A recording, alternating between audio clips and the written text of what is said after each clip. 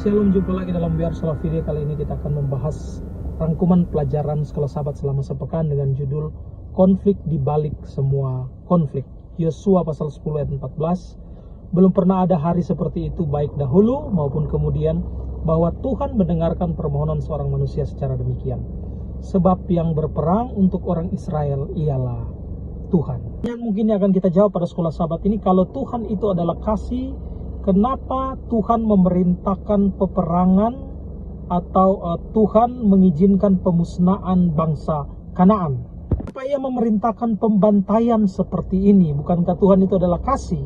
Begitu kita harus memperluas visi kita melampaui apa yang kasat mata, hingga kita dapat mengamati konflik yang mendasari semua konflik, termasuk penaklukan tentang Kanaan. Yosua pasal 5 ayat 14 jawabnya, bukan, tetapi akulah panglima bala tentara Tuhan.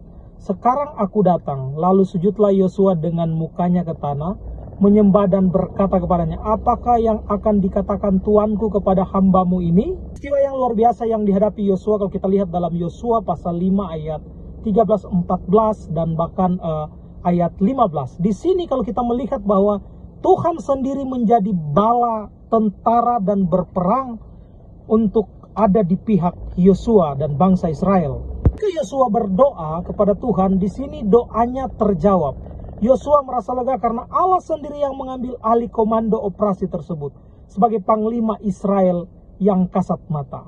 Yosua hanya mengikuti perintah dan panglima tertinggi, yaitu Allah. Saudara-saudara sekalian, kalau kita lihat di sini bahwa Allah berperang, Allah turut hadir di tengah-tengah pertempuran yang dihadapi oleh bangsa Israel pada waktu itu. Kata lain, setiap ada pertempuran di dalam kehidupan kita, izinkan Tuhan untuk berperang, menyelesaikan semua pergumulan-pergumulan yang kita hadapi.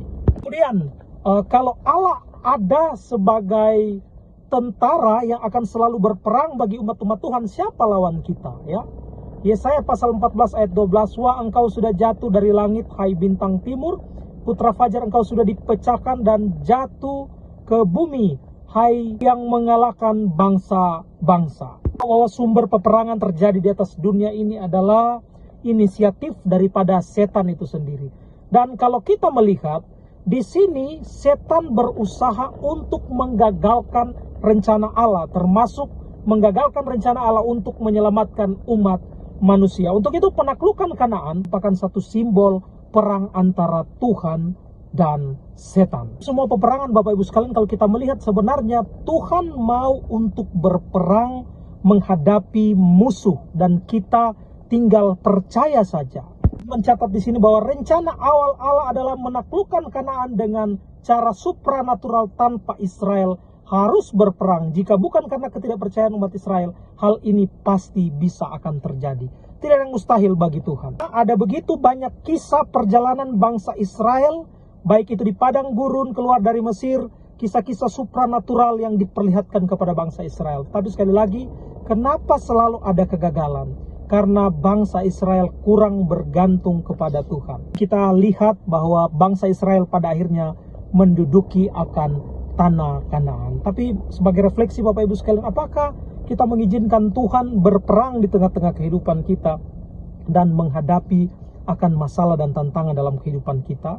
Kepada siapa kita beriman dan kepada siapa kita bergantung? Tetap semangat dalam doa, rajin belajar firman Tuhan, because we are Salah Video.